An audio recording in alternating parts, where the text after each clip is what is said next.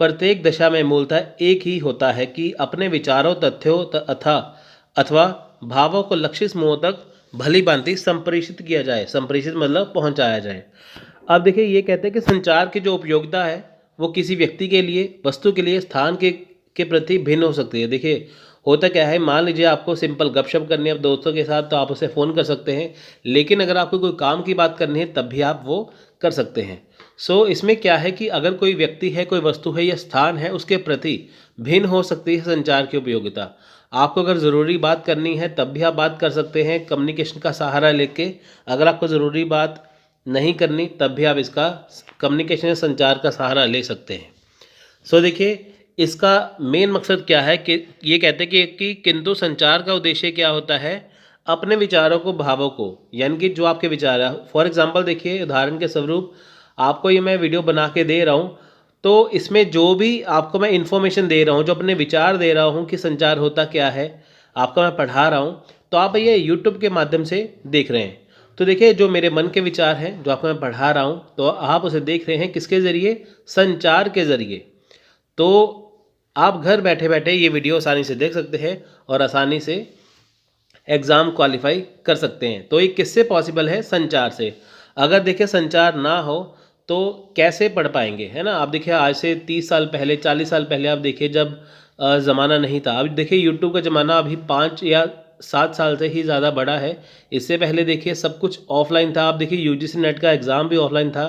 तो पहले hard work होता था, संचार की वजह से क्या है आजकल स्मार्ट वर्क होता है। तो देखिए शिक्षण में संचार के उद्देश्य को निम्न प्रकार से समझा जा सकता है। अब देखिए हम बात करते हैं जो शिक्षण में संचार का उद्देश्य क्या है। देखिए संचार सभी जगह है, हर क्षेत्र में है, चाहे शिक्षा है, चाहे व्यवसाय है, चाहे कोई व्यापार है, हर जगह पे है। लेकिन यहाँ पे मुख्यतः बात करेंगे शिक्षण के बारे में।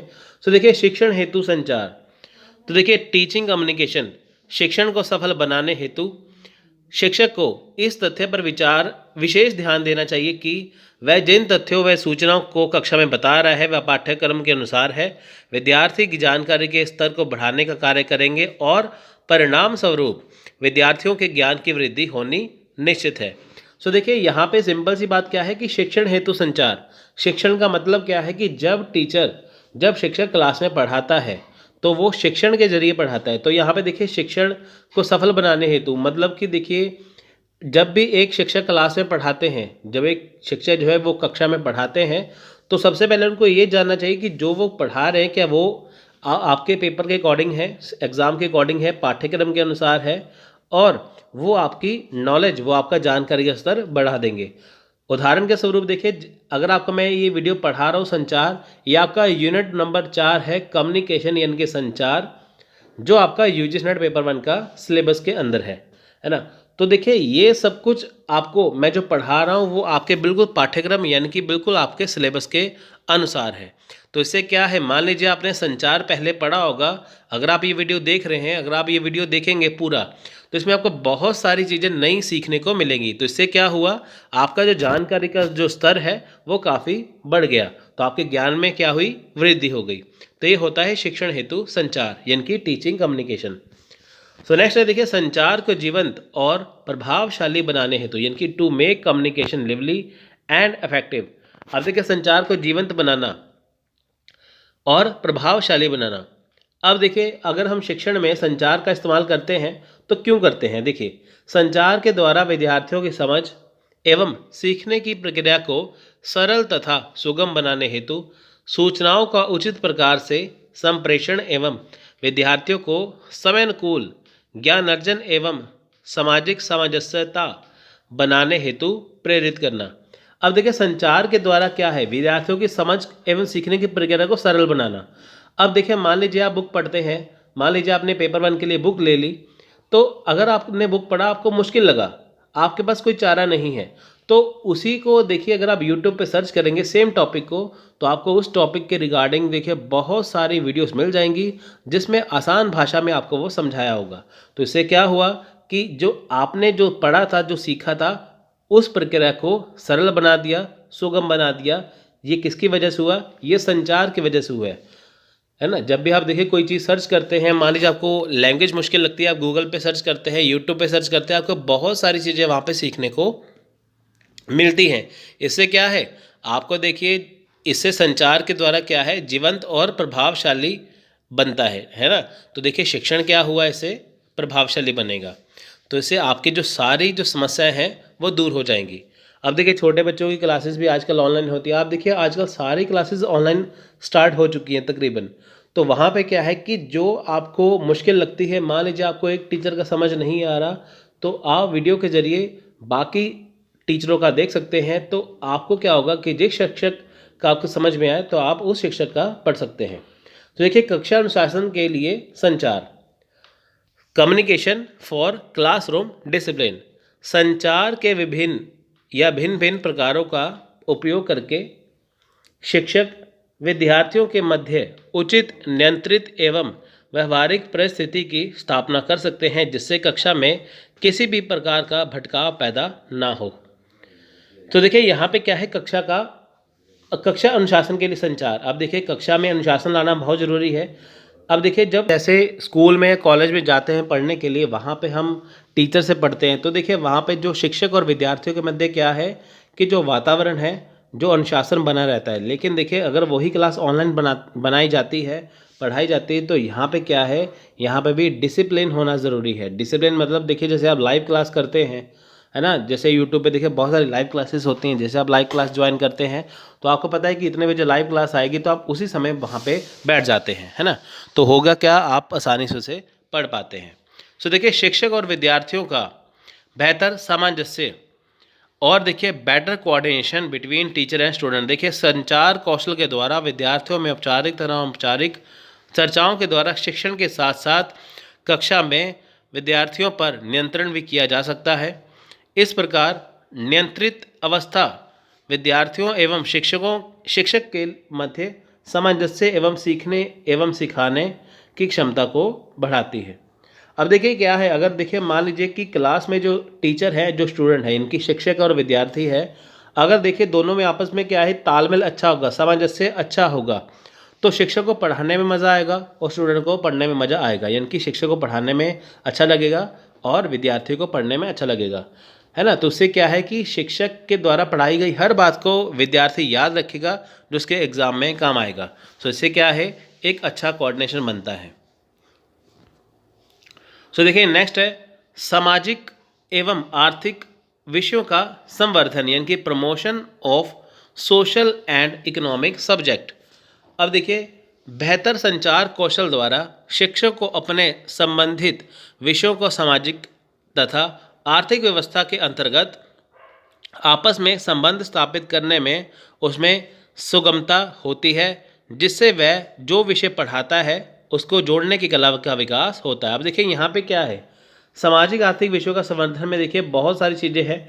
जैसे देखिए मान लीजिए आप संचार के माध्यम से पढ़ते हैं। आप देखिए मान लीजिए आप लाइव क्लास ले रहे हैं कहीं पे, है ना, ऑनलाइन क्लासेस ले रहे हैं, तो वहाँ पे क्या है कि देखिए जब आपको सामाजिक और आर्थिक विषय आर्थिक व्यवस्था के अंतर्गत जो आपको विषय पढ़ाए जाते हैं वो आपसे कनेक्ट करते हैं, वो आपसे जुड़ते हैं।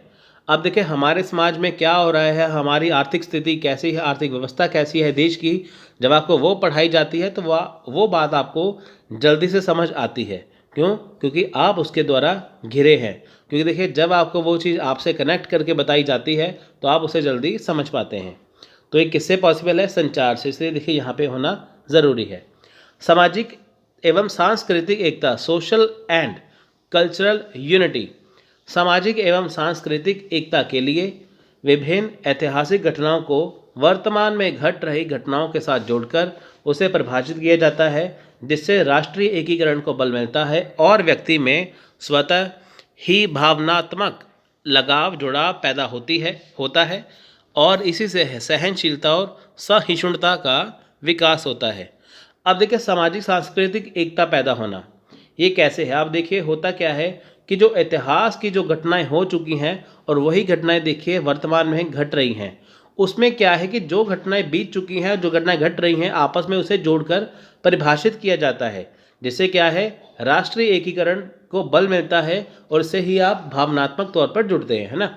जब भी देखिए भारत और कश्मीर के बारे में जब भी बात आती है ना, आप देखते हैं 1947 में 1947 से दूरियां बढ़ चुकी हैं। अब भी देखिए तो थोड़ी देर के लिए देखिए आप में देशभक्ति जाग जाती है, तो इससे क्या है, आपका देश के साथ भावात्मक क्या है, लगाव हुआ है। तो इससे क्या है, इससे आपका जो जुड़ाव हुआ है, तो इससे सामाजिक सांस्कृतिक एकता आपकी बनी होती है। सो देखिए यहाँ पे क्या है, मनोवैज्ञानिक प्रेरणात्मक मनोबल यानी कि साइकोलॉजिकल मोटिवेशनल मोरल, मानव जीवन पर सभी प्रकार की घटनाओं का सामाजिक आर्थिक प्रभाव पड़ता है। बेहतर संचार का व्यक्ति के ऊपर मनोवैज्ञानिक प्रभाव पड़ता है।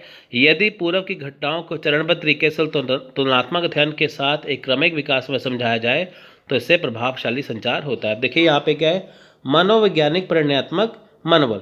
अब देखिए यहाँ पे है क्या, आप देखिए कि जो आप चीज़ें देखते हैं वो आप समझते हैं, है ना। इससे देखिए कि जो समाज में घटनाएं होती हैं, आर्थिक घटनाएं होती हैं, उसका सीधे प्रभाव है हमारी ज़िंदगी में।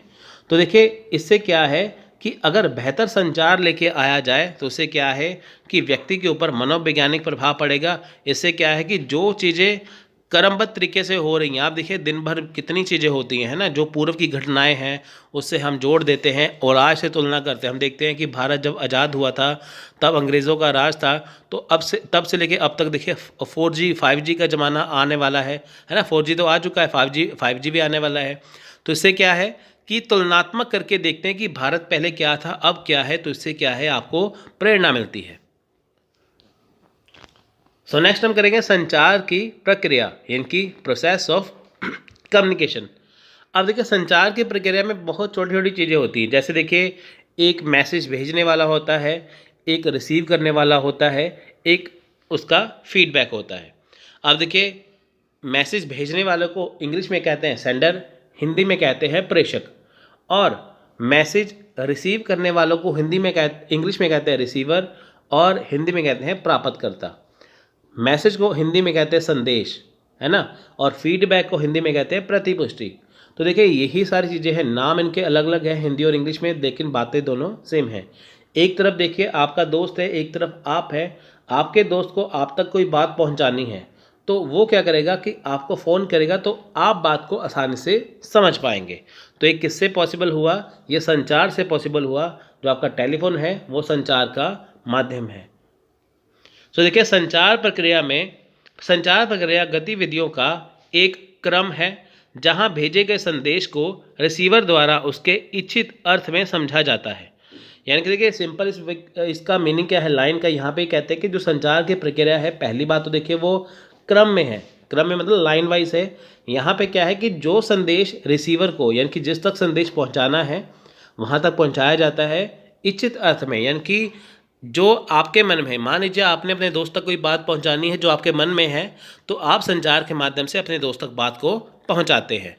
मेरा वीडियो बनाने का मकसद है कि ताकि आपको अच्छे से समझ में आए, इसलिए देखिए मैं जो कहना चाहता हूं आप वो समझें, यही मेरा उद्देश्य है। तो मैं हुआ सेंडर, आप हुए रिसीवर।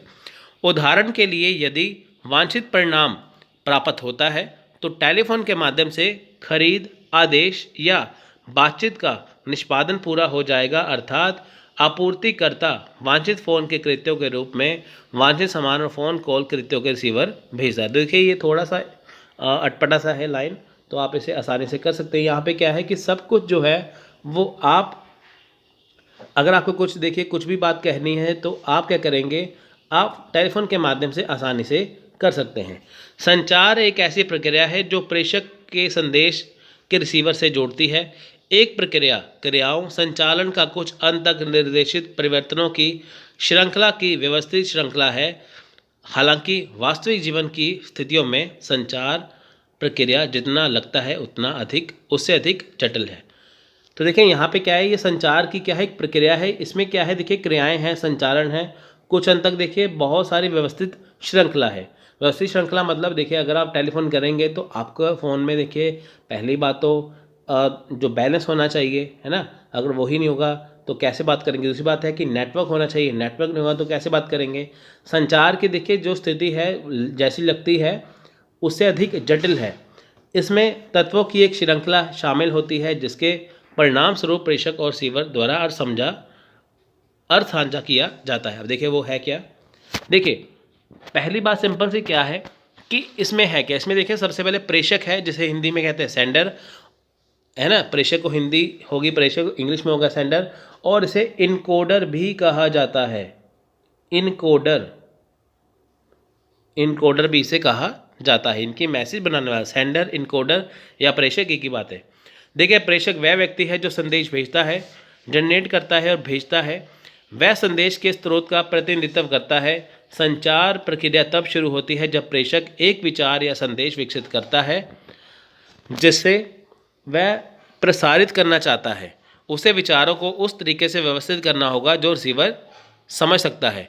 कक्षा में व्याख्यान देने वाला एक व्याख्याता संदेश भेजने वाला होता है, या एक बैठक में अपनी टीम को संबोधित करने वाला प्रबंधक संदेश भेजने वाला होता है।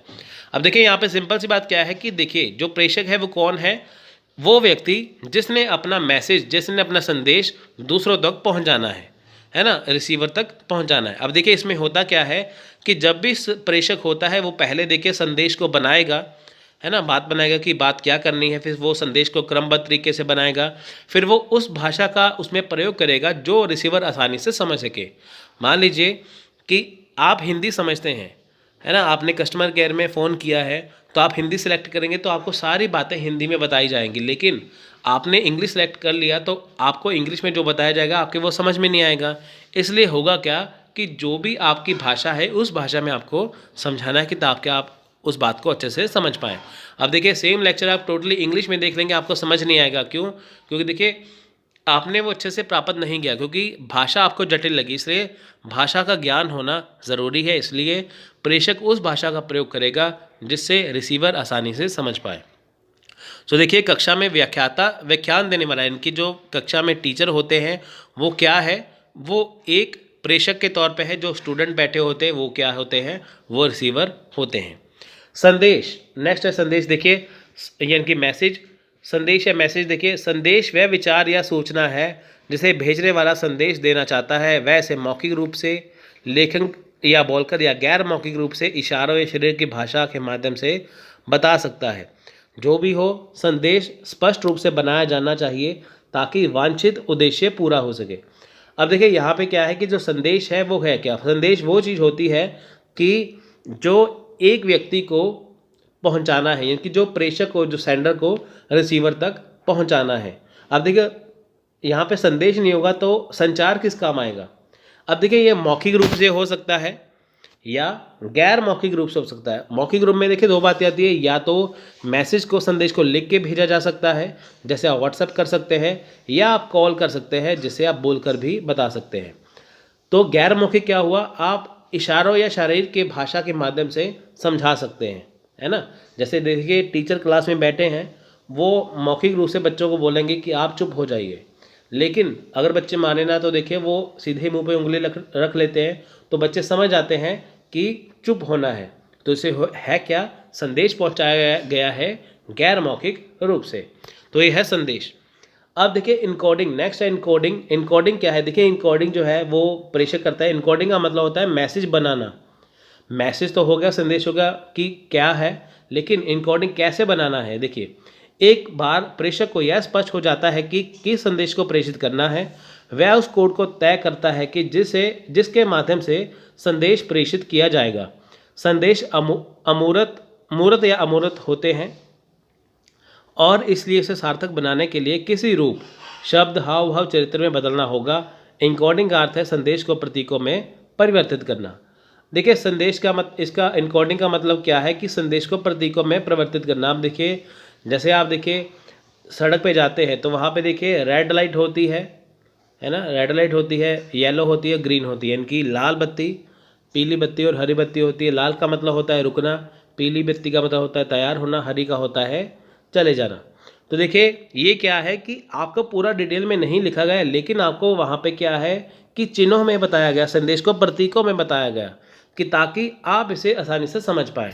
तो देखिए यही होता है कि जब हम देखिए जैसे मान लीजिए हम आपको लेक्चर देते हैं तो यहाँ पे क्या है कि बहुत सारी चीज़ें हम देखिए हाईलाइट कर देते हैं। देखिए जैसे यहाँ पे जो पूरा आपको बताया जा रहा है ये एक ब्लैक कलर में है, लेकिन इसका जो हेडिंग है वो रेड कलर में है। तो इससे क्या है आपको ये बताना कि ये इसका पार्ट है, तो ये मोस्ट इम्पॉर्टेंट है है ना। तो ये चिन्हों में परिवर्तित करना, इनकोडिंग करना।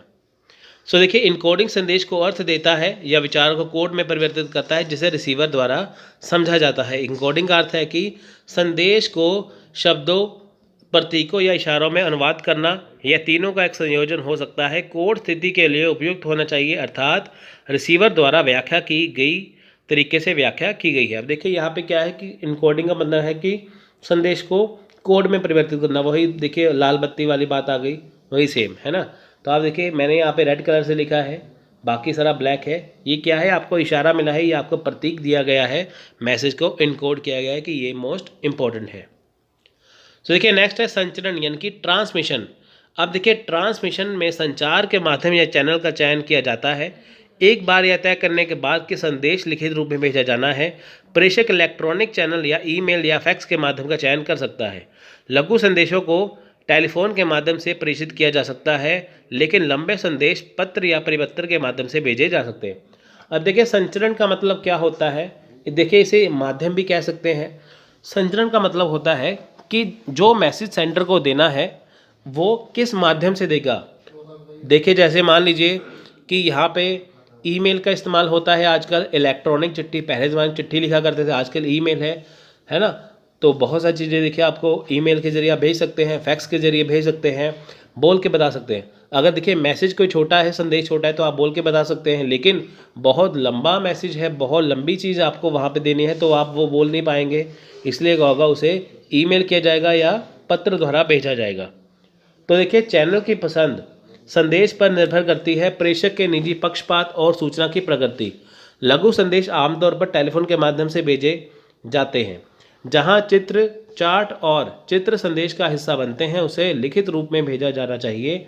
व्यक्ति पक्षपात में किसी विशेष चैनल के लिए प्रेषक की प्राथमिकता शामिल होती है। अब देखिए जहाँ पे देखिए मान लीजिए कि ये जो आपको मैं चीज़ समझा रहा हूँ, है ना, जैसे मान लीजिए आपने कोई बुक ली है, कुछ भी है, लेकिन देखिए उसमें कुछ चित्र बने हैं, चार्ट बने हैं, संदेश का जो हिस्सा है उसे ऐसे ही भेजना होगा लिखती रूप में। वो देखिए बोल के पढ़ाया नहीं जा सकता, तो इसलिए क्या है कि ये होना ज़रूरी है। कुछ प्रेषक लिखित रूप में संवाद करना पसंद करते हैं, संदेश कितना भी छोटा क्यों ना हो, और इसलिए ट्रांसमिशन के लिए लिखित प्राथमिक चैनल को प्राथमिकता दें। सूचना की प्रकृति सूचना की गोपनीयता और गोपनीयता को संदर्भित करती है। गोपनीय जानकारी है जहां तत्काल प्रतिक्रिया की आवश्यकता होती है, आमतौर पर मौखिक रूप से प्रसारित होते हैं। अब देखिए जो कोई गोपनीय बात होती है वो बोल के दी जाती है, क्योंकि देखिए अगर आप मान लीजिए कि जो गोपनीय चीज़ लिख के दे देंगे तो आगे चला जाएगा ना, प्रूफ बन जाता है, इसलिए गोपनीय चीज़ों को देखिए मौखिक रूप से दिया जाता है। और देखिए उससे क्या है कि जो छोटी छोटी संदेश हैं उसे भी लिख के भेज सकते हैं। जैसे फॉर एग्जांपल देखिए मैं आपको ये वीडियो बना दे रहा हूँ, तो अगर आप चाहें तो इसका PDF नोट्स ले सकते हैं। अगर आप चाहिए ये नोट्स घर पे मंगवा सकते हैं। तो ये क्या है कि आपको मैं अपने नोट्स कैसे भेजूंगा, आपके होम एड्रेस पे या PDF पे। तो ये क्या है, संदेश आपको भेजा जा रहा है मेरी तरफ से लिखती रूप में। अगर आप ये वीडियो देख रहे हैं तो आप ये बोल के मैं पढ़ा रहा हूँ तो आप इसे भी सुन सकते हैं। तो दोनों तरह से संचार हो सकता है। प्राप्त करता है रिसीवर। अब देखिए प्राप्त करता क्या है, रिसीवर, जिसके लिए मैसेज या संदेश बनाया गया है। अब देखिए प्राप्त करता व्यक्ति या व्यक्तियों का समूह होता है जिन्हें संदेश पहुंचाया जाता है। टेलीफोनिक बातचीत के मामले में प्रेषक एक रिसीवर को संदेश भेज सकता है, लेकिन समूह चर्चा, सेमिनार और सम्मेलनों के मामले में रिसीवर एक से अधिक हो सकते हैं। अब देखिए टेलीफोनिक मामले क्या है कि जब व्यक्ति एक दूसरे से बातें करते हैं तो देखिए एक व्यक्ति को मैसेज पहुंचाया जा सकता है, लेकिन देखिए 10 बंदों से बातें करनी है तो फ़ोन में बात करना पॉसिबल नहीं हो पाता। इसलिए क्या है कि सेमिनार करना पड़ता है, सम्मेलन करने पड़ते हैं कि ताकि उस बात को 10 व्यक्तियों तक, 50 तक, 500 तक रखा जाए, है ना, वो चीज़। तो देखिए इससे क्या है, संदेश को डिज़ाइन, इनकोड और इस तरीके से प्रेषित किया जाना चाहिए कि रिसीवर इसे आसानी से समझ सके। तकनीकी शब्दों, शब्दजाल और जटिल प्रतीकों के प्रयोग से बचना चाहिए। चयनित चैनल के आधार पर रिसीवर श्रोता, दर्शक या पाठक हो सकता है। देखिए जो बहुत मुश्किल शब्द है उसमें नहीं रखने चाहिए। अगर आप देखिए मुश्किल शब्द रखेंगे तो वो रिसीवर समझ नहीं पाएगा, चाहे आपको वो समझ में आए, लेकिन वो रिसीवर समझ नहीं पाएगा, वो शब्द जाल में फंस जाएगा, इसलिए आपका वो संदेश भेजना बेकार हो जाएगा। इसलिए आसान भाषा में संदेश भेजना जरूरी है, जिससे प्रेषक द्वारा भेजा गया संदेश रिसीवर या प्राप्तकर्ता अच्छे से समझ सके। सो देखिए नेक्स्ट है डिकोडिंग। डिकोडिंग का मतलब होता है कि जो प्रेषक द्वारा रिसीवर को संदेश भेजा गया है उसे समझा जाना किसके द्वारा, रिसीवर के द्वारा। अब देखिए डिकोडिंग क्या होता है। देखिए डिकोडिंग का अर्थ है कि संदेश को सार्थक व्याख्या देना। संदेश प्राप्त करने पर रिसीवर अपने सर्वोत्तम क्षमता के लिए प्रतीकों को सार्थक जानकारी में अनुवाद करता है। यदि संचार प्रेषक द्वारा इच्छित तरीके से संदेश को समझता है तो संचार प्रभावी है। इसलिए संचार रिसीवर को प्रेषक द्वारा उपयोग किए जाने वाले कोड और प्रतीकों से परिचित होना चाहिए। अब देखिए होता क्या है कि जब भी प्रेषक रिसीवर को संदेश भेजता है तो उसमें वो उन चिन्हों को रखता है कि जिससे रिसीवर आसानी से समझ पाए।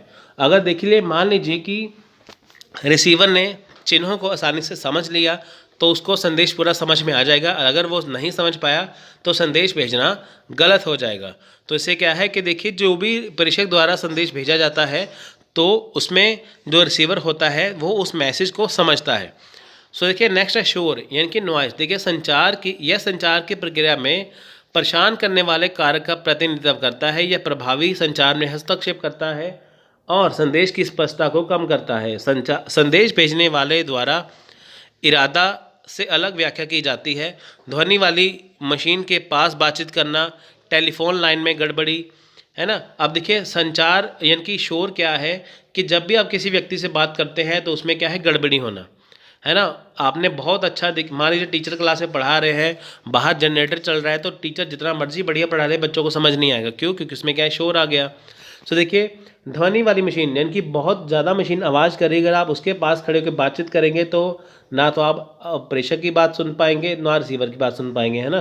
तो टेलीफोन लाइन में गड़बड़ी आ जाए, कोई नेटवर्क इशू आ जाए तो तब भी बात समझ नहीं आती। प्रेषक या रिसीवर की शारीरिक बीमारी या मानसिक परेशानी, मान लीजिए कोई व्यक्ति ऊंचा सुनता है तो आप उससे बात करेंगे तो वो आपकी आधी बात समझेगा, आधी समझेगा ही नहीं।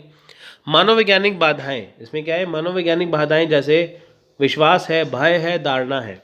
जैसे मान लीजिए आपके मन में कोई विश्वास है, भय है, आपको कितनी भी अच्छी बात बता दी जाए तो आपके मन में वो बात पहले से रहेगी।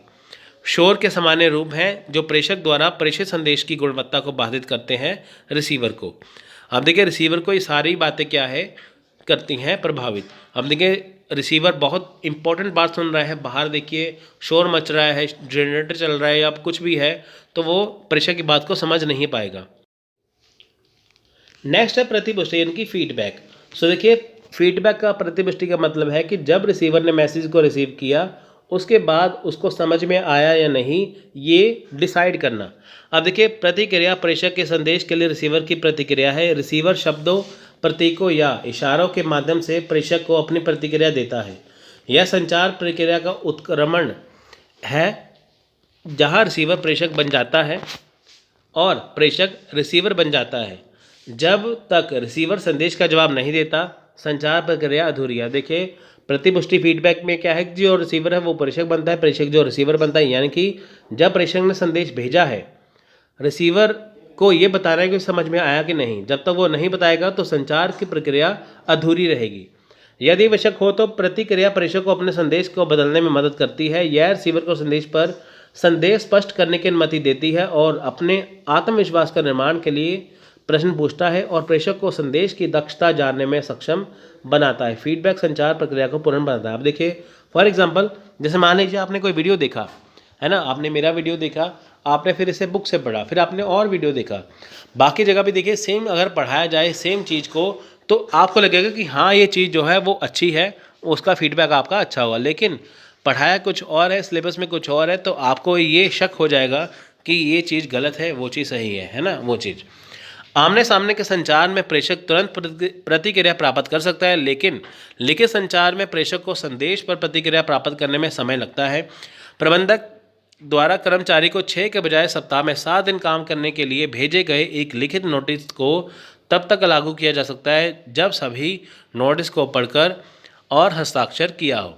देखिए जब भी आमने सामने जब भी देखिए संचार होता है तब देखिए आमने सामने बात समझ में आई कि नहीं वो उसी टाइम पता लग सकता है। लेकिन देखिए जब प्रबंधक है कर्मचारी को कहता है कि आप 6 दिन की बजाय 7 दिन काम करिए, तो ये कब तक पॉसिबल है, जब तक देखिए सभी के वहाँ पे हस्ताक्षर हों। आवश्यक होने पर अधीनस्थ नोटिस पर प्रतिक्रिया देंगे और बदलाव की सिफारिश करेंगे। अधीनस्थ द्वारा स्वीकार किए जाने पर प्रबंधक नोटिस को लागू कर सकते हैं। जब तक यह आदेश ना हो, है ना। तो देखिए जब तक आदेश ना हो तब तक क्या है, इसे लागू नहीं हो सकता, इसकी सिफारिश कर सकता है। तो सिंपल सी बात क्या है, जब तक आमने सामने हो तो वो प्रतिक्रिया दे सकते हैं, लेकिन घर बैठे बैठे वो कैसे कर सकते हैं ना वो चीज़। सो देखिए प्रतिपुष्टि या फीडबैक दो तरफा है, संचार में महत्वपूर्ण भूमिका निभाता है। एक तरफा संचार में प्रेषक बिना किसी प्रतिक्रिया के रिसीवर से संपर्क करता है, लेकिन दो तरफा में क्या है कि रिसीवर प्रेषक को प्रतिक्रिया प्रदान करता है। हालांकि एक तरफा संचार कम समय लेता है और अधिक क्रमबद्ध होता है, दो तरफा संचार में प्रतिक्रिया से अधिक सटीक बनाती है। अब देखिए संचार का जो प्रतिपुष्टि है, फीडबैक दो तरह से, एक है एकल, यानी कि संदेश भेज दिया प्रेषक ने लेकिन जवाब नहीं आया। दूसरी तरफ एक तरफ रिसीवर है, दूसरी तरफ सेंडर है, यानी कि प्रेषक है और प्राप्तकर्ता है, उन्होंने आपस में बातचीत की है और उन्होंने आपस में क्या फीडबैक दिया, तो इससे क्या है वो प्रभावी बनता है। तो सिंपल सी बात क्या है कि दो तरफा कौन सा होता है कि जहाँ एक तरफ रिसीवर है, एक तरफ प्रेषक है, एक तरफ संदेश भेजने वाला, दूसरी तरफ संदेश प्राप्त करने वाला। तो इससे क्या है, इससे होता क्या है कि ये अधिक प्रभावी बनता है। तो फीडबैक में यही है कि जब भी जो संचार के मामले में जब भी एक प्रेषक है उसका संचार तभी सफल माना जाएगा जब रिसीवर या प्राप्तकर्ता संदेश को अच्छे से समझ पाएगा, अपनी प्रतिक्रिया दे पाएगा। तो ये है, जैसे मैं आपको मान लीजिए कि आपको मैं वीडियो समझा रहा हूँ, तो मेरा ये मतलब होगा समझाने का कि मैं आपको ऐसे शब्द समझाऊं जो आपको समझ में जल्दी से आ जाए। देखिए अभी मैं आपको सारी लाइनें जो है एक बार में समझा रहा हूँ, जैसे मान लीजिए मैं सीधे सीधे समझा रहा हूँ ना, अगर सोच के चलिए कि यही लाइन अगर आपको मैं पीछे से यानी कि उल्टा पढ़ना स्टार्ट करके मैं आपको समझाऊँ तो आपको कैसा समझ आएगा, बिल्कुल समझ नहीं आएगा। ठीक है, तो मौखिक संचार में क्या है कि जो शब्दों की व्यवस्था है वह संरचित होती है। ठीक है, आप देखिए मैंने यहाँ पे लिखा है संचार के प्रकार, मैं लिख दूँ के प्रकार संचार, संचार मौखिक, ऐसे कुछ लिख दूँ तो शब्दों का मतलब नहीं बनेगा, तो वो शब्दों की व्यवस्था नहीं होती। तो शब्दों की व्यवस्था कैसी होती है, जब शब्दों को हम एक साइड पे और एक सही रूप से रखें। उसके बाद देखिए प्रेषक विचारों या विचारों को संप्रेषित करता है या बोले गए या लिखित रूप से प्राप्त करने को का संदेश देता है। अब देखिए जो प्रेषक का क्या मतलब यहाँ पे है, प्रेषक को इंग्लिश में कहते हैं सेंडर या इनकोडर, मतलब कि वो व्यक्ति, वो बंदा जो मैसेज या संदेश देता है उसे बोलते हैं प्रेषक। प्रेषक क्या करता है, इसमें जो उसके विचार है उसे संप्रेषित करता है, यानी कि जिसने मैसेज देना है वो उसे संप्रेषित करता है, यानी कि वो अपने मैसेज को बोलकर या लिखकर ऐसा संदेश देता है कि सामने वाले को उसकी बात समझ में आ जाए। तो देखिए मौखिक संचार कितनी तरह का है, देखिए यहाँ पे ये लिखित संचार है, मौखिक संचार है, दृश्य संचार है और ऑडियो विजुअल संचार। देखिए इसे हिंदी में इसका थोड़ा सा जो शब्द था, मीनिंग था, बहुत मुश्किल था, इसलिए मैंने आपको यहाँ पे इंग्लिश में लिख दिया कि ताकि आपको वो अंडरस्टैंडिंग हो जाए, आपको समझ में आ जाए, बस कंसेप्ट क्लियर होना चाहिए। बाकी देखिए नेक्स्ट है लिखित संचार का भी हम पढ़ते हैं, जैसे हमने देखा ना ऊपर कि इसके टाइप्स कौन से हैं, आई इसकी टाइप थोड़ी सी जान लेते हैं यहाँ पे। लिखित संचार देखिए, लिखित संचार विचारों के लिए सूचना बनाने के लिए पर्याप्त समय देता है, यानी कि लिखित संचार क्या है, जो विचार है उसे सूचना देने के लिए, यानी कि अगर आपको किसी को चीज़ बतानी है, लिख के बतानी है, तो उसके लिए आपको पर्याप्त समय है। मान लीजिए कि व्यक्ति आपके सामने कुछ बैठा है, अगर आप उसको बोल के जवाब दोगे तो आपको बहुत एकदम से जवाब देना पड़ेगा। अगर आपके पास टाइम है, अगर आपके पास लिख रहे हो तो आप उसको काफ़ी देर तक उसको आप लिख सकते हो, यानी कि आप किसी को मैसेज टाइप करके भेजोगे तो आपके पास शब्दों को चुनने के लिए काफ़ी समय मिल जाता है। आपको एक मैसेज टाइप, मान लीजिए आपने कोई मैसेज टाइप किया, वह गलत हो गया, आप उसे सही भी कर सकते हो। अगर आप किसी को बोल के कुछ कह दोगे तो आप उसे सही नहीं कर सकते, है ना। तो देखिए लेखन के दो मुख्य सिद्धांत हैं, लिखने के लिए व्यक्त करें, प्रभावित करने के लिए नहीं। यानी कि यहाँ पे क्या है कि अगर आप लिखती रूप में किसी से संचार कर रहे हो, यानी कि आप देखिए लिखित संचार का मतलब कि जब हम किसी से कोई चिट्ठी लिखते हैं, कोई मैसेज लिखते हैं, व्हाट्सएप करते हैं, फेसबुक करते हैं, लिखते हैं ना मैसेज, वो क्या है, लिखित संचार है। अब यहाँ पे मुख्य सिद्धांत क्या है, दो मुख्य सिद्धांत होते हैं कि लिखने के लिए व्यक्त करें, ना कि प्रभावित करने के लिए। यानी कि इस लाइन का क्या मतलब है, अगर आप किसी को कोई चीज़ लिख रहे हो तो उसे, आप जो मैसेज लिख रहे हो अपने मन की भावनाएं उसे व्यक्त करिए, उसे प्रभावित करने के लिए नहीं। यानी कि जो आप मैसेज देना चाहते हो आपको उसे स्पष्ट रूप से बताना है कि आप क्या बता रहे हो, आपका प्रभावित नहीं करना। इस लिखित रूप में पत्र, मेमो, परिपत्र रिपोर्ट, विज्ञापन और ईमेल आदि शामिल हैं। प्रभावी लिखित संचार की आवश्यकता है। देखिए यहाँ पे क्या है, इस लिखित रूप में क्या है कि पत्र हो सकता है, रिपोर्ट हो सकती है, विज्ञापन हो सकता है। होता है ना विज्ञापन, मान लीजिए कि सड़क पे आप जा रहे हैं तो वहाँ पे रास्ते में कोई पोस्टर लगाओ, उसके ऊपर लिखा हो, तो वो आपके काम में आ सकता है। या आप अखबारों में पैम्फलेट पढ़ते हैं कोचिंग सेंटर के या कहीं और के, तो वो भी विज्ञापन है, तो वो भी लिखित संचार है। यानी कि लिखित रूप में अगर किसी को मैसेज पहुंचाया जाता है, संदेश पहुंचाया जाता है, तो वो कहलाता है लिखित संचार। अब देखिए इसमें क्या होता है, इसमें हमें उपयुक्त शब्दों का प्रयोग करें। यानी कि शब्दों में दो वाक्यों के बीच बहुत अंतर हो सकता है। अनुचित शब्द प्रेषक और रिसीवर के बीच गलतफहमी पैदा कर सकते हैं। अतः लेखक को उपयुक्त शब्दों का प्रयोग करना चाहिए। इसमें कहने का ये मतलब है कि आपको शब्दों का प्रयोग जो है वो बिल्कुल उपयुक्त करना चाहिए। ऐसे शब्द लिखने चाहिए कि जिससे वो बिल्कुल स्पष्ट समझ सके। यहाँ पे लिखा है एक बात, प्रेषक और रिसीवर। यहाँ पे देखिए, मान लीजिए कि कोई, आप देखिए मैं आपको बताता हूँ कि मान लीजिए कि आप किसी को मैसेज दे रहे हो, संदेश दे रहे हो, आप अपने शब्दों का वैसा प्रयोग करें कि उसको जो मैसेज रिसीव करने वाला आपका दोस्त है या कोई भी है वो उसे आसानी से समझ ले। अगर आप ऐसे शब्दों का इस्तेमाल करोगे जो कन्फ्यूज़न पैदा कर दें, तो आपके दोनों के बीच में गलतफहमी पैदा हो जाएगी, जिससे आपका जो मैसेज है वो सही ढंग से पहुंच नहीं पाएगा। तो बिल्कुल उपयुक्त शब्दों का इस्तेमाल करना है कि ताकि वो आसानी से समझ सके। विचारों की स्पष्टता। स्पष्टता का अर्थ है कि एक संदेश को थोड़े प्रयास से समझ जाना चाहिए। लिखित में छोटे, आसान और प्रभावी शब्दों और पैराग्राफ का उपयोग होना चाहिए। यानी कि विचारों की स्पष्टता से क्या है कि जो स्पष्टता है उसका जो अर्थ, विचारों की स्पष्टता आशय ये है कि आप जो अपना देखिए कि जो संदेश दे रहे हैं उसको, जो आपके विचार हैं आपके मन में जो आप व्यक्त कर रहे हो वो बिल्कुल स्पष्ट होने चाहिए। लिखी जो चीज़ें हैं वो छोटी होनी चाहिए। छोटी का मतलब ये है कि आपका जो संदेश है वो इतना लंबा नहीं होना चाहिए कि आप पूरी कहानी लिख दो। आपको थोड़े समय में, थोड़े शब्दों में आपको पूरी बात कह देनी है। और प्रभावी शब्द इस्तेमाल करने हैं आपको। पैराग्राफ का इस्तेमाल करें। देखिए आप पूरा ही अगर एक ही बार में सारा कुछ लिख दो तो वो पढ़ना मुश्किल हो जाता है। आपको पैराग्राफ में लिख के उसे समझाना है, तो जिससे आपके विचार जो है वो स्पष्ट होने चाहिए। आकर्षक स्टाइल का उपयोग करें। देखिए आकर्षक स्टाइल, ठीक है, जो स्टाइल है वो आकर्षक होना चाहिए। देखिए शैली किसी व्यक्ति के लिए व्यक्तिगत होनी चाहिए, लेकिन यह एक समान और आकर्षक होना चाहिए। यानी कि जो आपके लिखने का जो स्टाइल है वो आकर्षक होना चाहिए।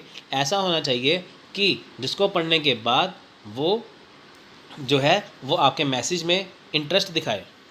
अब देखिए यहाँ पे मैं आकर्षक, देखिए ना, देखिए आप यहाँ पे जो मैंने आपको जो समझाना चाहिए, यहाँ पे ग्रीन कलर में लिखी हुई, हरे रंग में, अंदर ब्लैक कलर से लिखा है, ये नीचे ब्लू कलर से लिखा है, तो स्काई ब्लू कलर से लिखा है। तो ऐसे देखिए ये क्या है, ये स्टाइल है लिखने का। कुछ शब्द आपको लिखना बोल्ड, थोड़े से मोटे हो जाएंगे बोल्ड में, है ना, कुछ पतले हो जाएंगे, कुछ बड़े हो जाएंगे। वो लिखने का स्टाइल है जिससे आपका जो मैसेज है वो आसान हो सके। तो मौखिक संचार देखिए हम पढ़ ही चुके हैं कि मौखिक संचार वो है कि जब हम किसी से बोल के बात करते हैं, चाहे वो आमने सामने हो, चाहे वीडियो हो, ऑडियो हो, चाहे वो टेलीफोन कॉल हो, चाहे भाषण हो, कुछ भी हो, वो है मौखिक संचार।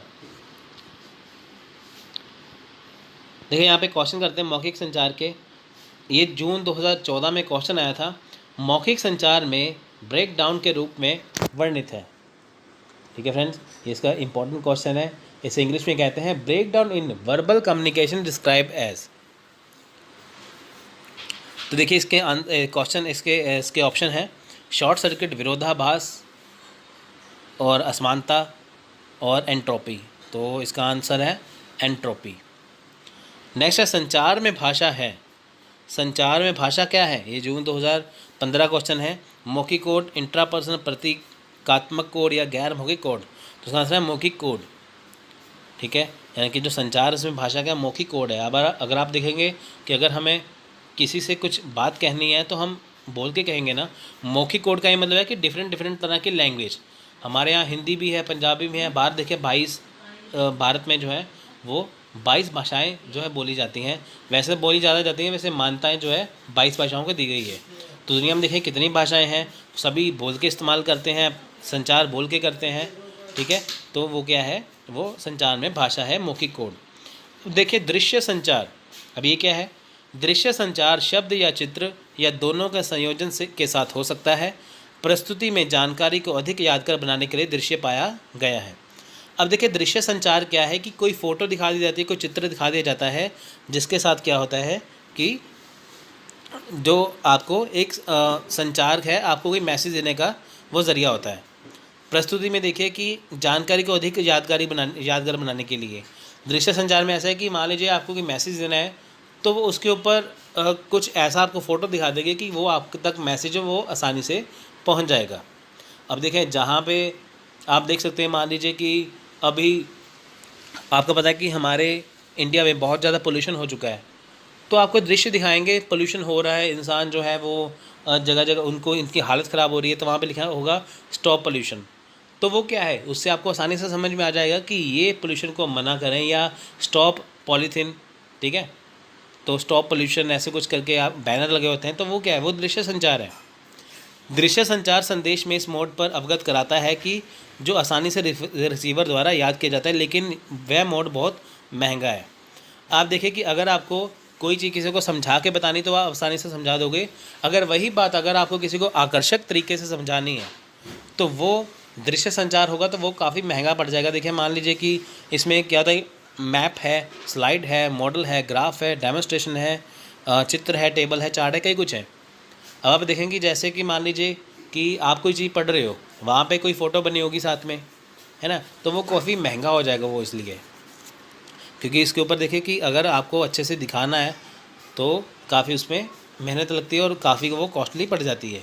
वो जब दृश्य संचार यानी कि संचार क्या है कि आप तक मैसेज पहुंचाने का ज़रिया, हम किसी के पास मैसेज पहुंचाते हैं, वो हम फ़ोटो दिखा के भी पहुंचा सकते हैं, तो वो क्या है, वो दृश्य संचार हो गया।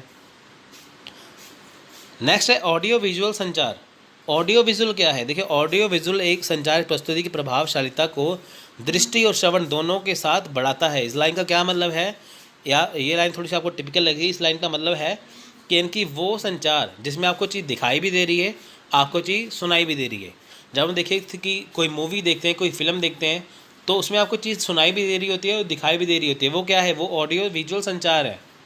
अगर आप मान लीजिए कि कोई ऐसी मूवी देख रहे हैं जो देशभक्ति के ऊपर आधारित हो, भगत सिंह के ऊपर आधारित हो, महात्मा गांधी के ऊपर आधारित हो, कोई कैरेक्टर प्ले कर रहा है, अंग्रेज़ों के टाइम के ऊपर कोई फिल्म हो, झांसी की रानी की, वो ऐसे देखिए आपको उसमें चीज़ें दिखाई भी देंगी, सुनाई भी देंगी, तो आपको मैसेज पहुंचेगा इसके ऊपर कि अंग्रेज़ों ने कैसे राज किया था, कैसे कैसे करके, है ना।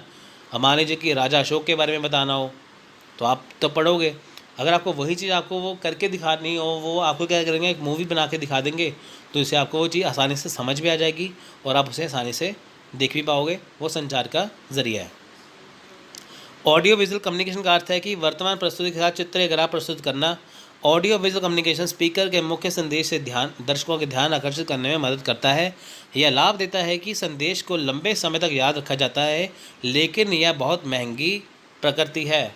आप देखिए कि अगर आपको किसी फ्रीडम फाइटर यानी कि किसी क्रांतिकारी के ऊपर जीवनी बना के, अगर आपको कोई मूवी बना के, मान लीजिए भगत सिंह के ऊपर कोई मूवी बना के आपको दिखाई जाए, आप वही चीज़ अगर किसी बुक में पढ़ेंगे तो उसमें कोई पैसे नहीं लगेंगे। अगर आपको वही चीज़, सारे वही सीन जो अंग्रेज़ों के टाइम क्रिएट करके दिखाए जाएँ, तो आप उसे आसानी से समझ पाओगे, क्योंकि ऐसा माना जाता है कि आप जो चीज़ देखते हो वो आपको ज़्यादा समझ में आती है, ज़्यादा लंबे समय तक आपको वो याद रह जाती है।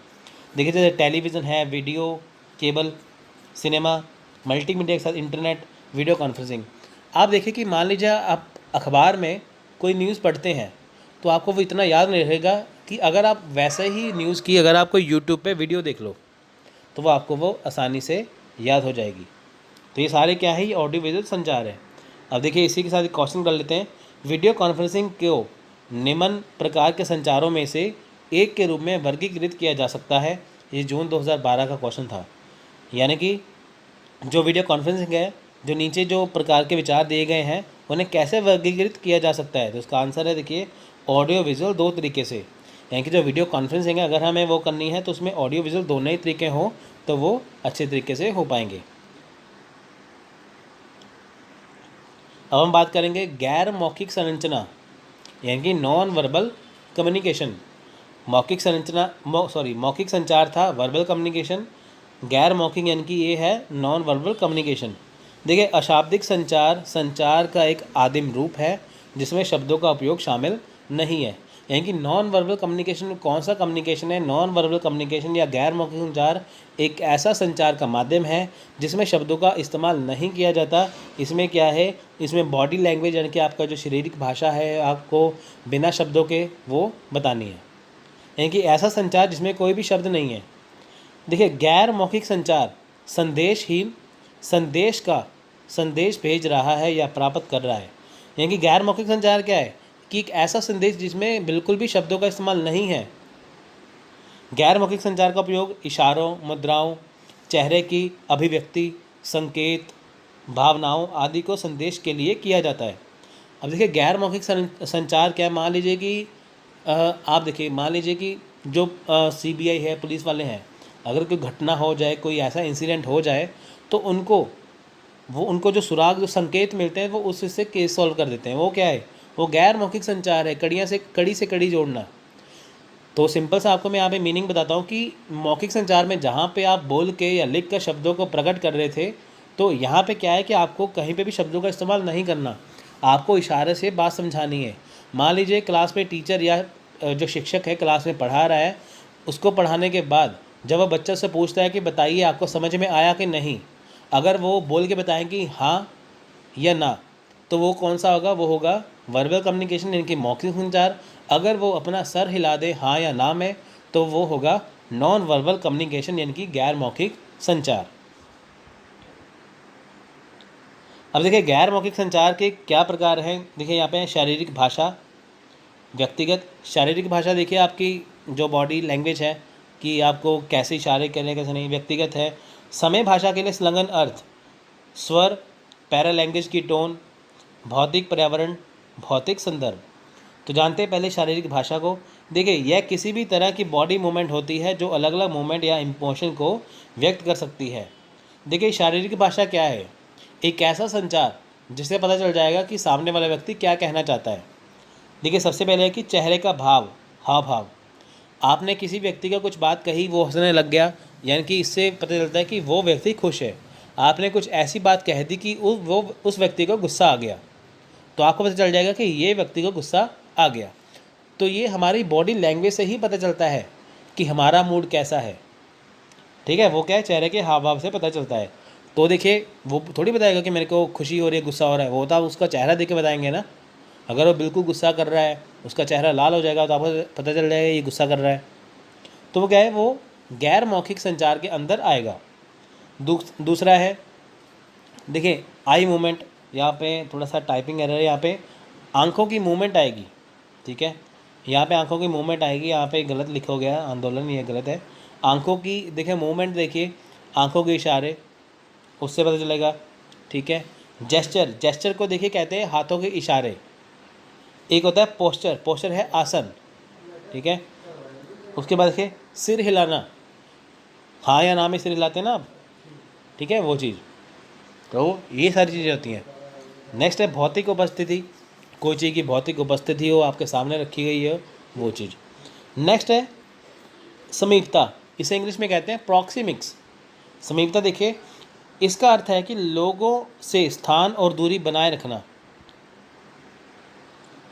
शब्द निकटता या निकटता से व्युत्पन्न प्रॉक्सिमिक्स के लिए वहाँ अंतरिक्ष, सामाजिक और सार्वजनिक संधान।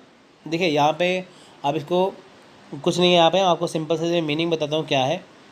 देखिए, यहाँ पे क्या है कि समीपता का ये है कि मान लीजिए कि जो आप देखें कि जो करीबी आपके परिवार वाले हैं या किसी जो करीबी दोस्त हैं, जो आपके दोस्त हैं, सहकर्मी हैं, ठीक है, आप उनके कितने करीब हो वो आपको अच्छे से जान लेंगे। हम कहते हैं ना यहाँ पे कि मैं तो इसको बहुत अच्छे से जानता हूँ, तो ये तो ऐसा कर ही नहीं सकता।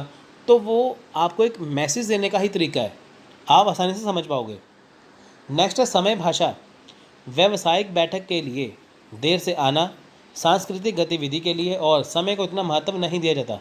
समय भाषा क्या है? टाइम लैंग्वेज, यानी कि कोई भी व्यावसायिक बैठक है, कोई भी बिजनेस मीटिंग है, वहाँ पे देरी हो जाए। और सांस्कृतिक गतिविधि हो, यहाँ पे कोई कल्चरल एक्टिविटी चल रही हो और वहाँ पे समय को इतना महत्व नहीं दिया जाता। मान लीजिए कि आप कोई मीटिंग में जा रहे हैं, बिजनेस मीटिंग में, आप ये डिसाइड नहीं कर सकते कि आप 1 घंटे के लिए जा रहे हैं, वहाँ पे आप देरी भी हो सकती है, 3 घंटे भी लग सकते, 4 घंटे भी लग सकते हैं। जब तक आपका काम ख़त्म ना हो जाए तब तक आप वहाँ से नहीं आ सकते। कल्चरल एक्टिविटी, कोई सांस्कृतिक प्रोग्राम हो रहा हो तो वहाँ पे टाइम फिक्स नहीं होता है, ऐसे करके। तो आइए इसके क्वेश्चन कर लेते हैं अब लगे हाथ। हर प्रकार का संचार इससे प्रभावित होता है। ये दिसंबर 2015 क्वेश्चन था। इसका आंसर है ऑप्शन नंबर 4 संदर्भ।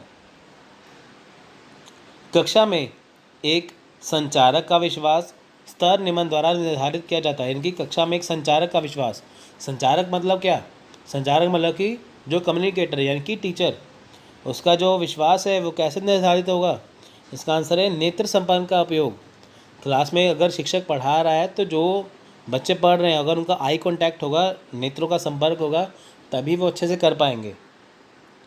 निम्न में से किसी कक्षा में गैर मौखिक संचार के घटकों का पता लगाएं। यानी कि किसी कक्षा में गैर मौखिक संचार, एक ऐसी क्लास जहाँ पे नॉन वर्बल मैसेज दिया जा रहा है। तो ये जुलाई 2016 का क्वेश्चन है। देखिए, तो इसका राइट आंसर ऑप्शन नंबर 4, यानी कि चेहरे की अभिव्यक्ति, काइनेसिक्स यानी कि आपकी शारीरिक भाषा और व्यक्तिगत स्थान। यहाँ पे बताया गया था कि गैर मौखिक संचार आपको कक्षा में पता लगाना है। अगर मान लीजिए क्लास में एक टीचर पढ़ा रहा है तो बच्चों को कैसे समझ में आ रहा है कैसे नहीं आ रहा है, तो वो चेहरे की अभिव्यक्ति से ही पता चलेगा। जब मौखिक और गैर मौखिक संदेश विरोधाभासी होते हैं तो यह कहा जाता है कि अधिकांश लोग डैश में विश्वास करते हैं। ये जनवरी 2017 का क्वेश्चन था। तो इसका राइट आंसर ऑप्शन नंबर 3 गैर मौखिक संदेश। ठीक है फ्रेंड्स, तो अब हम बात करेंगे यहाँ पे औपचारिक संचार की। औपचारिक संचार देखिए क्या है यहाँ पे।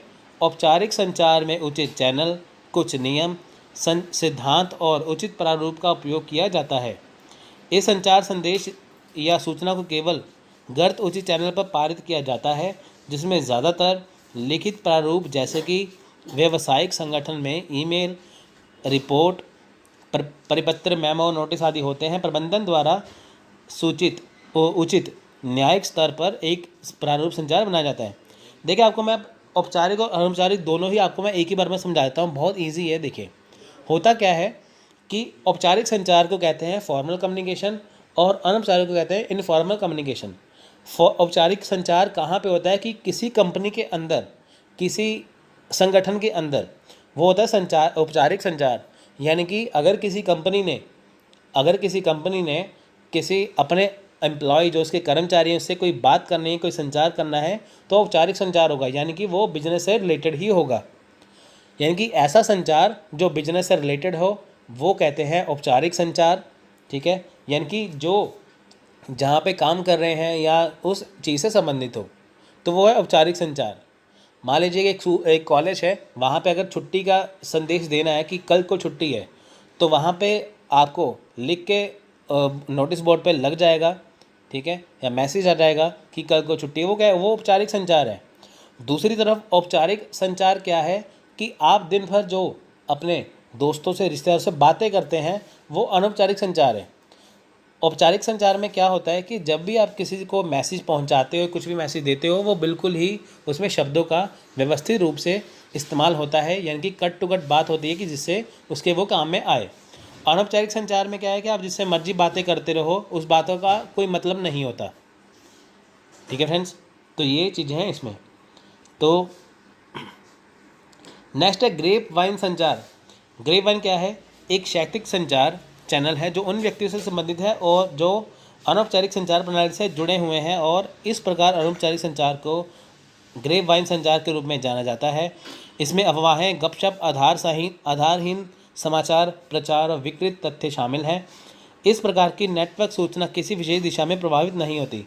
ग्रेप वाइन संचार का सीधा ही मतलब है कि एक ऐसी खबर जो बिल्कुल ही बेबुनियाद है, बिल्कुल ही झूठी है, यानी कि एक ऐसी खबर जिसका कोई मतलब नहीं है, वो क्या है, वो है ग्रेप वाइन संचार। ये किसके अंदर आता है, ये आता है अनौपचारिक संचार के अंदर। आप देख रहे हैं ना डिफरेंस कि फॉर्मल जो कम्युनिकेशन यानी कि और औपचारिक जो संचार है वो एक ऐसा संचार है कि जिसमें आपको व्यवस्थित रूप से सब कुछ आपको काम के लिए बताया जाता है। अनौपचारिक संचार में देखिए ग्रेप वाइन संचार भी आ रहा है कि एक ऐसी खबर जो बिल्कुल काम में नहीं है, अफवाहें। आप यूट्यूब पे देख रहे हैं वीडियो ऐसी कई आपको दिख जाएंगी जिसके बाहर टैग में कुछ और होगा, जब वीडियो खोल के देखो तो अंदर कुछ और ही होता है। तो वो क्या है, वो ग्रेप वाइन कम्युनिकेशन है, वो ग्रेप वाइन मैसेज आपको दिया जा रहा है। तो नेक्स्ट है अंतर विभागीय संचार। देखिए, छोटे संगठन बहुत सरल तरीके से संवाद करते हैं, लेकिन बहुत बड़े संगठन को एक कुशल प्रणाली की आवश्यकता होती है जिसके द्वारा संवाद और संपर्क कर सके। यानी कि अगर मान के चलते देखें, अंतर्विभागीय संचार क्या है कि अगर कोई संगठन बहुत छोटा है तो वो आपस में जो संवाद बहुत सरल तरीके से कर लेंगे। यानी कि मान के चलिए कि कोई छोटी सी कंपनी है, छोटा सा मान लीजिए कि कोई कंपनी है छोटी सी, मान लीजिए एक व्यक्ति की 3 दुकानें हैं आसपास, तो वो अपने आप ही वो संचार कर सकता है बहुत आसानी से। अगर किसी की बहुत बड़ी कंपनी हो, बहुत ज़्यादा बड़ी कंपनी हो, तो वहाँ पे उनको संचार करने के लिए क्या है, कुशल प्रणाली का उपयोग करना पड़ेगा। मान लीजिए एक किसी व्यक्ति की कंपनी है, वो 10 मंजिला इमारत की कंपनी है। आप देखिए कि अगर उसको 10वीं मंजिल से पहली मंजिल तक उसको अगर संचार करना है तो वो आसानी से थोड़ी कर पाएगा। उसको उसके लिए कुशल प्रणाली, उसको इंटरकॉम रखना पड़ेगा, टेलीफोन रखना पड़ेगा, काफ़ी कुछ रखना पड़ेगा। जिसमें यानी कि इलेक्ट्रॉनिक मेल, आप ये देखिए कि आज से जैसे 25-30 साल पहले जब हम चिट्ठियाँ भेजते थे, होती थी ना कि हम घर में चिट्ठी डालते थे, तो देखिए आजकल ऐसा है ना कि हम मोबाइल से एसएमएस भेज सकते हैं, व्हाट्सअप कर सकते हैं। तो पहले ऐसा फीचर थोड़ी था। पहले ज़माना देखिए कहाँ पे था, कबूतर का ज़माना था। कबूतर के मुंह में चिट्ठी डाली तो वो चले गए। तो धीरे धीरे करते करते जब देखिए डेवलपमेंट हो गई, आज हम अपने 4G के ज़माने में पहुँच चुके हैं। तो उससे पहले अगर हम बात करें 25 से 30 साल पहले की, तो ईमेल जो था नहीं था। तो पहले क्या था, पहले लेटर बॉक्स में जो था वो लेटर डालना पड़ता है, चिट्ठी डालनी पड़ती थी पोस्ट ऑफिस में जाके, है ना। तो उसमें क्या होता था कि आपको जो चिट्ठी में लिखना है वो चिट्ठी लिख के फिर उसको जिस पते पे भेजना है आप वो भेज सकते थे। पर आप अब आजकल ऐसा नहीं है। आजकल उसकी जगह ले ली है ईमेल ने। यानी कि ईमेल क्या है, एक इलेक्ट्रॉनिक चिट्ठी है। पहले ज़माने में जब चिट्ठी लिखते थे तो खुद उसे मैनुअली तौर पे जाके उसे लेटर बॉक्स में डालते थे, तो उसे पहुंचने में 10-15 दिन, महीना, कई बार तो 1-1 साल, 10-10 साल, अब आते हैं ना केस, इतने देर लग जाते हैं। तो अब ऐसा नहीं है। अब उसने क्या किया है, अब उसी चिट्ठी ने इलेक्ट्रॉनिक रूप धारण कर लिया है। यानी कि चिट्ठी वही है, बस इसे पहुंचाने का तरीका अलग है। जहां पहले चिट्ठी 10 दिन के अंदर पहुंचती थी, आज जो चिट्ठी है जो इलेक्ट्रॉनिक मेल के ज़रिए है वो 1 सेकंड में पहुंच रही है ना। आपको उसका रिप्लाई भी जल्दी आता है इसलिए। यानी कि इलेक्ट्रॉनिक मेल क्या है कि ये एक प्रकार की चिट्ठी है, एक प्रकार का लेटर है जो आप अपने फ़ोन से, लैपटॉप से, कंप्यूटर से कहीं पे भी किसी को भी भेज सकते हैं, ये जल्दी पहुंचती है। तो चलिए ये इसमें क्या क्या होता है देखते हैं। देखिए, ईमेल इलेक्ट्रॉनिक मेल द्वारा कंप्यूटर उपयोगकर्ताओं के बीच विनिमय संदेश की एक प्रक्रिया है। यानी कि ईमेल क्या है, एक इलेक्ट्रॉनिक मेल है जो कंप्यूटर उपयोग करता है, यानी कि जो कंप्यूटर का इस्तेमाल करते हैं उनके बीच में क्या है, ये विनिमय संदेश है। विनिमय संदेश क्या है, आपस में जो कुछ उन्होंने चीज़ें भेजनी है या कुछ मंगवानी है वो इसे कर सकते हैं। संदेश भेजने वाले इसे प्रेषक कहते हैं और जो संदेश प्राप्त करते हैं उन्हें रिसीवर कहते हैं। इनकी जो संदेश भेजेगा उन्हें हिंदी में कहते हैं प्रेषक, तो जो रिसीव करता है उसे कहते हैं रिसीवर। तो देखते हैं ईमेल। देखिए ईमेल जो है वो कैसे भेजते हैं।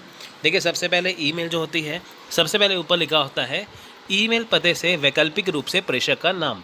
यानी कि सबसे पहला पॉइंट क्या आएगा, जो ईमेल को भेजेगा उसका नाम। इसे इंग्लिश में कहते हैं फ्रॉम। ठीक है, ईमेल पते से और वैकल्पिक रूप से प्रेषक का नाम। प्रेषक का नाम मतलब कि फ्रॉम, यानी कि फ्रॉम सबसे ऊपर आएगा, यानी कि जो ईमेल को भेजेगा सबसे ऊपर उसका नाम आएगा, उसका ईमेल एड्रेस आएगा। ठीक है, उसके बाद दिनांक यानी कि डेट, कि वो किस डेट को भेज रहा है, उसका समय क्या है, उसका टाइमिंग क्या है और उसकी डेट क्या है, तारीख क्या है।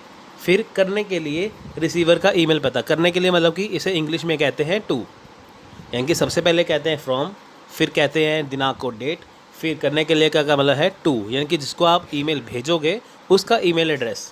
ठीक है, सबसे पहले आप अपना ईमेल एड्रेस भरेंगे, फिर डेट भरेंगे, फिर जिसको भेजेंगे उसका नाम यहाँ पे भरेंगे। फिर है विषय यानी कि सब्जेक्ट। अब आप यहाँ पे ये लिख सकते हो कि आप जो ईमेल कर रहे हो वो किसके लिए, यानी कि उसको वो किस विषय के ऊपर आधारित है। ठीक है, उसके बाद BCC, ये सबसे इम्पॉर्टेंट है। BCC का मतलब है blind carbon copy. Blind carbon copy में ब्लाइंड कार्बन कॉपी देख सकता है कि एक ही संदेश नहीं मिला। देखिए यहाँ पे क्या है, देखिए दो तरह का ऑप्शन होते हैं, BCC और CC। यानी कि जब आप किसी को मेल भेजते हैं तो वहाँ पे आपको टू के बाद दो ऑप्शन, टू के बाद देखिए जब आप किसी को फ्रॉम करते हैं, फ्रॉम के ऑप्शन पर जाते हैं, जब आप उसकी ईमेल आईडी भरते हैं, मान लीजिए कि आप किसी को ईमेल भेज रहे हो, तो जब आप उसको फ्रॉम उसकी अपने दोस्त की ईमेल आईडी भरोगे तो आपको वहाँ पे दो ऑप्शन और दिखाई देंगे, सीसी और बीसीसी के।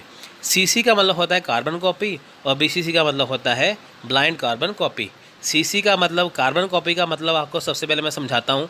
सीसी का मतलब कार्बन कॉपी का मतलब ये हुआ कि यानी कि जो आप अपने दोस्त को वो मेल भेज रहे हो वैसा ही सेम मेल की एक कॉपी आप किसी दूसरे दोस्त को भी भेजोगे। यानी कि आप एक ही समय में एक ही मेल को दो पर्सन को भेज सकते हो। एक तो आप जिसे ऑफिशियली भेजना चाहते हो उसे, और दूसरे जो किसी और फ्रेंड को सेम मेल करना है तो आप उसे भी कर सकते हो। ठीक है, तो बीसीसी होता है ब्लाइंड कार्बन कॉपी। इसका मतलब क्या हुआ कि यानी कि मान लीजिए कि आपने अपने दोस्त को एक मेल किया, दूसरे को भी मेल किया, तो उसको पता चल जाएगा कि जो मेरे पास मेल आया है वो दूसरे को भी भेजा गया है। यानी कि कार्बन कॉपी का ये मतलब होता है कि जो आपके दोस्त के पास मेल आया है वो सीसी यानी कि सीसी कार्बन कॉपी के ज़रिए दूसरे को भी मेल सेम वैसा भेजा गया है।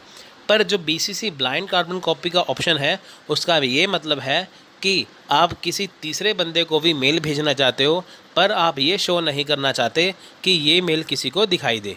बीसीसी में आप उसको मेल भेजिए, यानी कि आप देखिए कि किसी खास पर्सन को वही मेल सेम भेजना चाहते हो तो आप बीसीसी में उसका ईमेल एड्रेस भरेंगे। तो जो ऊपर वाले जो सीसी वाले और जो जिसको आप मेल भेज रहे हैं उनको बिल्कुल पता नहीं चलेगा कि आपने ये मेल किसी और को भी भेजा है। ठीक है, तो बीसीसी का ये मतलब हुआ। बीसीसी ऑप्शन में आपको सिर्फ उसका एड्रेस भरना है, ईमेल एड्रेस भरना है जिसको आप ख़ास तौर पे ये ईमेल भेज रहे हो, और ये सिक्योर रहे और प्राइवेट रहे तो किसी को ऐसा पता नहीं चलेगा कि आपने इसे कभी कार्बन कॉपी किसी को भेजा है। सीसी में पता चलता है किसे भेजा है पर बीसीसी में नहीं पता चलता। नेक्स्ट है सामग्री, यानी कि कंटेंट क्या है, आपका कंटेंट क्या है, आप क्या भेज रहे हो। ठीक है, आप क्या भेज रहे हो, टाइप ऑफ इन्फॉर्मेशन यानी कि क्या भेज रहे हो, संदेश प्राप्त करने के बारे में, प्रदर्शित करने के बारे में जानकारी, यानी कि जब आप क्या भेज रहे हो, साथ में आप कोई वीडियो भेज रहे हो, पीडीएफ भेज रहे हो, क्या भेज रहे हो, वो इसमें होता है। नेक्स्ट है वरीयता, इसे इंग्लिश में कहते हैं प्रीसीडेंस, यानी कि आमतौर पर बल्क, जंक या लिस्ट जैसे मानों के साथ यह इंगित करने के लिए उपयोग किया जाता है कि स्वचालित छुट्टी या कार्य से बाहर प्रतिक्रिया इस मेल के लिए वापस नहीं की जानी चाहिए। तो ये खैर इतना ख़ास ऑप्शन नहीं है, इसमें ये है कि अगर आप किसी को कोई चीज़ भेज रहे हो, किसी को कुछ भी चीज़ भेज रहे हो तो वो उसका जो रिस्पॉन्स है वो आपको इस मेल के ज़रिए वापस ना आए। ऐसा होता है ना, कई बार क्या होता है, ऐसा होता है कि आप देखिए कि जब आप किसी को एसएमएस करते हो तो उसकी डिलीवरी रिपोर्ट आती है वापस। तो इसमें ऐसा है कि जब आप किसी को वो चीज़ भेजोगे तो आपको वो वापस ना आए, है ना, सीधे उनके पास पहुंच जाए। तो लास्ट ऑप्शन होता है भेजें, यानी कि सेंड का ऑप्शन। तो इसको दबाने के बाद क्या होता है कि जो आपकी जो ईमेल है वो उसके पास पहुंच जाती है। तो चलिए आपको मैं नेक्स्ट स्लाइड में बताता हूँ इंग्लिश में बिल्कुल जो आपको मैंने अभी बताया है कि वो क्या होता है। तो चलिए चलते हैं वहाँ पे। देखिए यहाँ पे कुछ ऐसा ही ऑप्शन होता है ईमेल भेजने के लिए।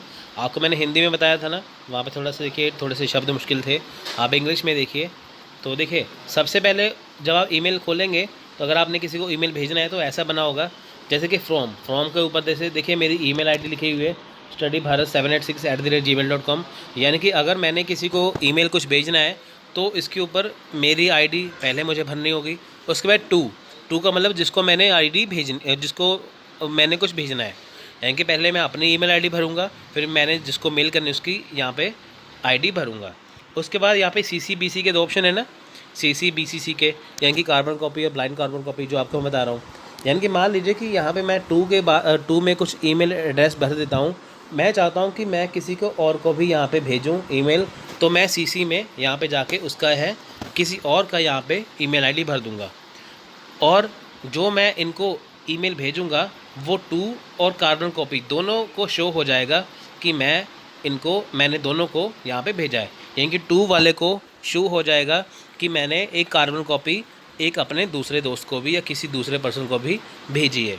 ठीक है, तो इसमें जो ऑप्शन है यहाँ पे बीसीसी का, बीसीसी में बस यही है कि ब्लाइंड कार्बन कॉपी, अगर यहाँ पे मैं चाहता हूँ कि मैंने जो टू और सीसी में जो ईमेल आईडी में जिसको जो मैसेज भेजा है, ईमेल भेजी है, मैं चाहता हूँ कि वैसे ही ईमेल मैं किसी और को भी भेजूँ, कार्बन कॉपी भेजूँ, पर इन दोनों को पता ना चले, ना टू वाले को ना सीसी वाले। तो मैं इसकी आईडी यहाँ पे भरूँगा तो वो प्राइवेट ही वहाँ पे पहुँच जाएगा, तो इनको पता नहीं चल पाएगा। तो यहाँ पे नीचे था सब्जेक्ट हमें क्या भरना है वो, और साथ में कंपोज ईमेल करके, ठीक है। यहाँ पे देखिए ऊपर, सबसे ऊपर यहाँ पे एरो बना, राइट साइड में देखिए सबसे ऊपर एरो बना हुआ है तिरछा सा। यहाँ पे अगर हम करेंगे तो वहाँ पे देखिए, यहाँ पे हम ऐसे जाएंगे तो अभी तो बता रहा है कि आपने कुछ नहीं भरा, तो यहाँ पे ऐसे बटन दबाएंगे तो सीधे ही चला जाएगा। देखिए राइट साइड पे जो 3 डॉट बने उसके बिल्कुल बना हुआ है ये, ठीक है। भावी संचार का सिद्धांत है, इसमें हम जो करेंगे वो करेंगे 7 C's, यानी कि जो 7 तरह के जो सी हैं, जो सी से शुरू होने वाले जो शब्द हैं वो बहुत ज़्यादा एग्जाम में आते हैं। तो देखते हैं क्या है वो। इसे इंग्लिश में बोलते हैं प्रिंसिपल ऑफ इफेक्टिव कम्युनिकेशन। देखिए 7 C's का मतलब है कि वो शब्द जो सी से शुरू होते हैं, जैसे पूर्णता यानी कि कंप्लीटनेस। देखिए इसमें क्या है, ये आप सोचोगे कि इफ़ेक्टिव कम्युनिकेशन में यानी कि प्रभावी संचार में ये कैसे काम करते हैं। आप देखिए कि कंप्लीटनेस यानी कि पूर्णता, संदेश पूरा होना चाहिए और सभी तथ्यों और विचारों को शामिल करना चाहिए। यानी कि अगर आप कम्युनिकेशन में, देखिए फ्रेंड्स, मैंने आपको पिछले लेक्चर में बताया था कि जो कम्युनिकेशन है यानी कि जो संचार है उसमें काफ़ी चीज़ें, इनकी देखिए 4 चीज़ें तो मेन होती हैं उसमें, वैसे तो 5 होती हैं। देखिए पहले होता है सेंडर यानी कि जो मैसेज देने वाला, फिर होता है मैसेज, फिर होता है कि आप माध्यम, कौन सा माध्यम है, फिर होता है इनकोडर यानी कि मैसेज प्राप्त करने वाला, फिर एंड में आता है फीडबैक यानी कि प्रतिक्रिया। अब देखिए कि इसमें क्या होगा कि संदेश पूरा होना चाहिए और सभी तथ्यों और विचारों को शामिल करना चाहिए। यानी कि अगर आप किसी को कोई मैसेज देते हैं, कोई संदेश देते हैं, तो वो पूरा होना चाहिए, आधा अधूरा नहीं होना चाहिए।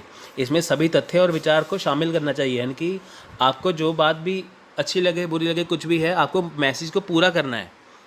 तो ये है कंप्लीटनेस, जो कि हमारा पहला सी है, यानी कि प्रभावी संचार का सिद्धांत का पहला सी कंप्लीटनेस, पूर्णता। दूसरा है कॉन्शियसनेस यानी कि चेतना, शब्दों का उचित चयन और अनावश्यक शब्दों के उपयोग से बचे। यानी कि अगर आप किसी को मैसेज सेंड करते हैं तो आपको उसमें शब्दों का उचित चयन करना है, यानी कि वो शब्द आपको इस्तेमाल करने हैं जो आपके मैसेज को यानी कि आपके संदेश को अच्छी तरह निभा सकें, अच्छी तरह उसमें मैसेज आपका जा सके। तो यानी कि इसमें कोई ऐसे शब्द का इस्तेमाल नहीं करना जो कि बुरा लगे, अच्छे से अच्छे शब्दों का इस्तेमाल करना है और अनावश्यक शब्दों के उपयोग से बचे, यानी कि जिन शब्दों का कोई मतलब ही नहीं है उसको फालतू में मैसेज लंबा करने के लिए नहीं डालना चाहिए, इनकी काम की बात उसमें करनी चाहिए। नेक्स्ट है विचार यानी कि कंसिडरेशन। अब देखिए इसमें क्या है कि प्रेषक संदेश भेजते समय रिसीवर को ध्यान में रखता है। प्रेषक का क्या मतलब है, यहाँ पे प्रेषक का मतलब है सेंडर यानी कि मैसेज या संदेश भेजने वाला। अब देखिए उसे क्या है कि जब प्रेषक रिसीवर यानी कि प्रेषक ने, यानी कि मान लीजिए कि कोई मैसेज देने वाला है, अगर उसने किसी को मैसेज भेजना है, वो संदेश भेजते समय अपने विचार को ध्यान में रखता है कि उसका विचार क्या है मैसेज भेजने का। नेक्स्ट है कंक्रीटनेस यानी कि संक्षिप्तता, ठोस, स्पष्ट और निश्चित जानकारी का उपयोग। यानी कि आपका मैसेज जो है वो शॉर्ट में होना चाहिए, ठीक है। यानी कि अगर आप किसी से बात करते हो, अगर आपको कुछ भी बात उससे करनी है तो ऐसा मैसेज होना चाहिए कि बिल्कुल शॉर्ट में हो। तो ये ठोस हो, स्पष्ट और निश्चित जानकारी का उपयोग हो। आप देखिए कि मान लीजिए आपके घर में कोई शादी का कार्ड आता है तो वो शॉर्ट इन्फॉर्मेशन होती है, उसमें सब कुछ आपको शॉर्ट में बताया होता है, जिससे आपको वो संक्षिप्त रूप में, ठोस रूप में पूरी की पूरी जानकारी मिल जाती है। वो भी एक तरह से मैसेज ही होता है। नेक्स्ट है स्पष्टता यानी कि क्लैरिटी, न्यूनतम प्रयासों के साथ संदेश समझने में आसान। यानी कि शब्द, देखिए जो आप मैसेज भेजेंगे वो स्पष्ट होना चाहिए, बिल्कुल क्लियर होना चाहिए। यानी कि न्यूनतम प्रयास क्या है, आपको कम समय में जो है अच्छा मैसेज वो भेजना है कि ताकि वो उसे आसानी से समझ पाए। इससे एक और बात है कि क्लैरिटी का ये मतलब है कि जब आप मैसेज भेजोगे वो इतना साफ और स्पष्ट होना चाहिए कि वो आसानी से समझे।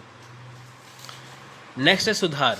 सुधार का मतलब है करेक्टनेस, तथ्यों, सही और विश्वसनीय जानकारी और उचित भाषा के उपयोग पर आधारित। ठीक है फ्रेंड्स, यानी कि जो आपका जो मैसेज है, जो संदेश है, वो फैक्ट के ऊपर, इनके तथ्यों के ऊपर होना चाहिए, बिल्कुल सही होना चाहिए और उसमें जो जानकारी है वो सही होनी चाहिए और भाषा का उचित प्रयोग करना चाहिए।